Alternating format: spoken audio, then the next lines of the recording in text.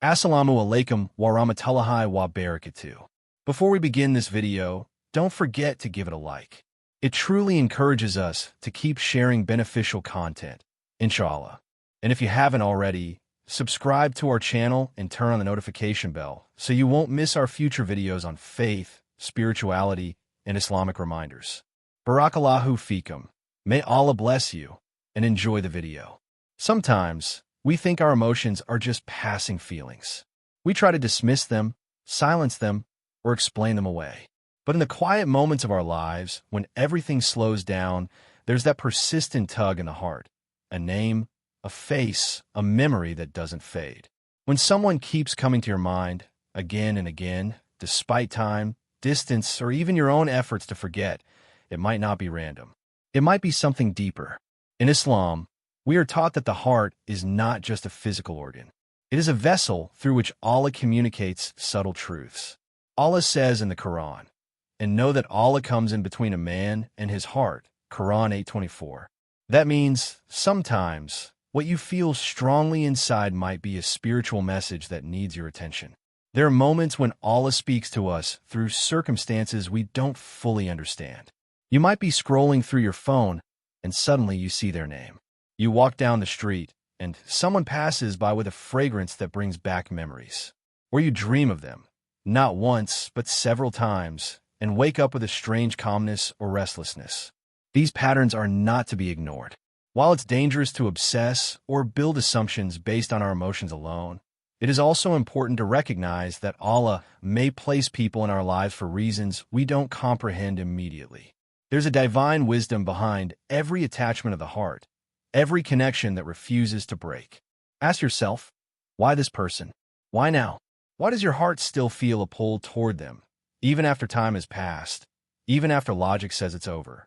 Islam teaches us that the heart is a mirror of the soul, and when a person's presence or memory refuses to leave, it may be a signal that Allah wants you to reflect deeply, not to act hastily, but to pay attention. Your heart may be showing you what your eyes can't see. In some cases, this feeling is a mercy, a reminder not to give up on something sacred. In other cases, it's a test to see whether you'll act with wisdom or emotion. But understand this, feelings are not final answers. They are invitations. Invitations to think, to pray, to seek clarity. That's where istikhara, the prayer of guidance, comes in. When you can't make sense of what you're feeling, when your heart is caught between longing and confusion, you must return to the one who gave you the heart in the first place. Allah doesn't leave his servants in the dark. He opens signs, confirms paths, and brings peace where there is truth. So don't carry that feeling alone. Ask Allah, if this is from you, make it easy. If it's not, remove it gently from my heart. That prayer alone is powerful. Many times, we think that just because we care for someone deeply, it must mean Allah wants us to be with them. But true signs are not only in the emotions, they are in the outcomes. Does this connection bring you closer to peace or further into anxiety? Do you feel a pull toward Allah, or are you constantly being distracted from your spiritual growth? Signs from Allah are gentle but clear. They don't contradict the values of Islam. They align your heart with your faith. And yet, sometimes, the sign is just this.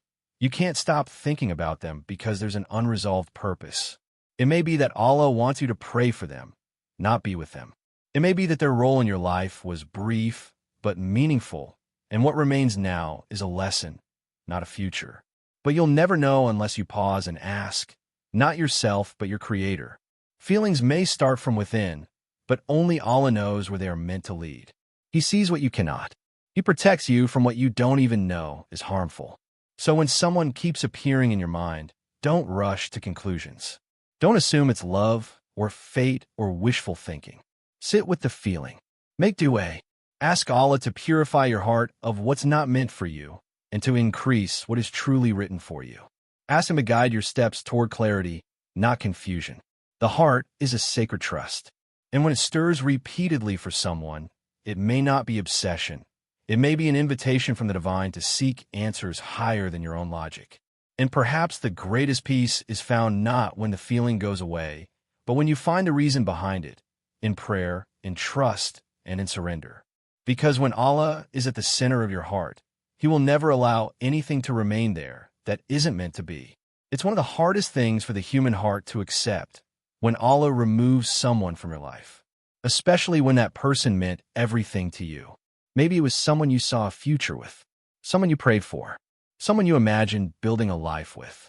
But then, suddenly or slowly, things started to fall apart. The communication faded, misunderstandings became frequent, or they simply walked away without giving the closure you were hoping for. And in those moments of heartbreak, confusion, and silence, we start to ask, why? Why would Allah allow this to happen if it felt so real, so meaningful, so destined? But here is the truth that requires spiritual maturity to accept. Not every no from Allah is a punishment. Sometimes it is His greatest form of protection.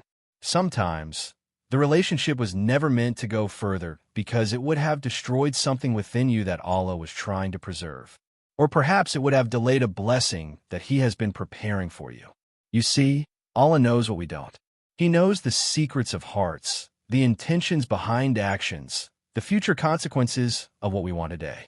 And when He removes someone from your path, even when your heart is breaking, it's a form of mercy. The Qur'an says in Surah Al-Baqarah, verse 216, "But perhaps you hate a thing and it is good for you, and perhaps you love a thing and it is bad for you. Allah knows while you know not." This verse alone is a lifeline for anyone going through heartbreak. We often cling to people because they fill a void or they represent a dream we've built. But Allah sees beyond the surface. He knows what's happening behind closed doors, the unseen challenges, the future trials that would come with that person. And so, He removes them, not because He wants to hurt you, but because He wants to redirect you towards something better, purer, more aligned with your soul and your destiny. It's important to understand that when Allah closes a door, it is not to deprive you. It is to guide you. He never takes something away unless He is preparing your heart for something more worthy. But we must trust that process. We must learn to say, "Ya Allah, I don't understand this now, but I trust You know what I cannot see." That's where true faith is tested, not in the moments of ease, but in the moments of deep emotional pain. Sometimes, the person you're trying to hold on to is the very one who is delaying your healing, your growth, your connection with Allah. And because you won't let go willingly, Allah removes them by force. Not to punish you, but to purify you. To empty your heart of what's not meant to stay, so He can fill it with what is truly written for you. Think about it. If you're constantly crying, begging for answers, feeling anxious and unloved in a relationship, is that really what Allah wants for you? He is Ar-Rahman, the most merciful. He wants your heart to rest, not suffer endlessly in confusion and pain. There are people who come into our lives as tests. Some are there to teach us lessons. Others are there to show us what we don't want, what we should never tolerate, and what our standards truly are. And once that lesson is learned, Allah removes them. But instead of seeing that as loss, we need to reframe it as divine redirection. A no today might just be the path to a far greater yes tomorrow, one that aligns with your faith, your values, your future, and most importantly, your peace. But to receive that future, we must be willing to let go of the past. We must stop reopening the doors that Allah has closed. Don't text them again. Don't stalk their page. Don't romanticize a connection that brought more tears than smiles. Healing begins when you accept that Allah does not make mistakes. That if He removes someone from your life, there is wisdom in that decision, even if it hurts now. Use this time to turn inward, to strengthen your relationship with Allah. Pour your pain into dua. Cry to Him in the stillness of the night. Tell Him everything you wish you could have told that person. Allah listens. And more than that, He understands your heartbreak better than you do.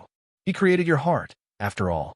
And remember, sometimes what feels like the end is actually a beginning. Sometimes, the person you lost was blocking the door to someone else, someone who will bring you closer to Allah, not further away. Someone whose love will feel like peace, not anxiety. Someone whose presence will feel like a dua that was answered, not a wound that never healed. So if someone walked away, or if Allah caused the separation, let them go. Don't chase what He's trying to protect you from. Don't fight the silence. Learn to find comfort in knowing that Allah's plan is always better than yours. And while you may not see it today, one day, You'll look back and say, Alhamdulillah, it didn't work out with them, because Allah had something far greater written for me. One of the most overlooked signs from Allah regarding a relationship is spiritual elevation. When a person enters your life and brings you closer to your Creator, it's not just affection. It might be divine alignment. In Islam, the people who truly love us are the ones who remind us of our purpose, who strengthen our connection to Allah, and who inspire us to grow in faith. If being with someone increases your sincerity in worship, makes you more consistent in prayer, and softens your character, that's not ordinary. That's a sign. A relationship that pulls you away from sin, encourages modesty, and invites you toward higher morals isn't just a relationship. It becomes a form of ibadah, worship. In such cases, the bond is not just emotional, it is spiritual. You start seeing the person not as a distraction from Allah, but as a companion on the path to Him. The Prophet Muhammad said, "The best of you are those who are best to their families," which means the presence of goodness in a relationship is a reflection of faith. And when that goodness leads to more acts of worship, it's a light upon light. Sometimes, we're so focused on feelings, attraction, comfort, chemistry, that we forget to ask the real question. Does this person help me get closer to Jannah? Because true love in Islam is not about holding hands in this world. It's about holding hearts in this life and reuniting in the hereafter. When Allah puts someone in your life and you begin to pray more, to seek knowledge, to leave behind harmful habits, that's not a coincidence. That's a sign that this connection might be blessed. But it's important to distinguish between someone who temporarily inspires you and someone whose entire character is built on taqwa, God consciousness. The one who reminds you to trust Allah in hard times, who doesn't mock your faith but honors it, who asks, "Did you pray?" instead of "What's for dinner?" That's someone whose love is rooted in sincerity. And when love is rooted in Allah, it lasts. It grows. It protects. Not every emotionally strong bond is from Allah, but a bond that uplifts your soul, that makes you strive to become a better Muslim, and that leads you to istiqra rather than impulsive decisions. That's a relationship worth reflecting on deeply. It may just be one of those rare, divine signs that this person was sent not just for your heart, but for your soul. So if you find yourself becoming more devoted to Allah because of someone's presence in your life, don't ignore it.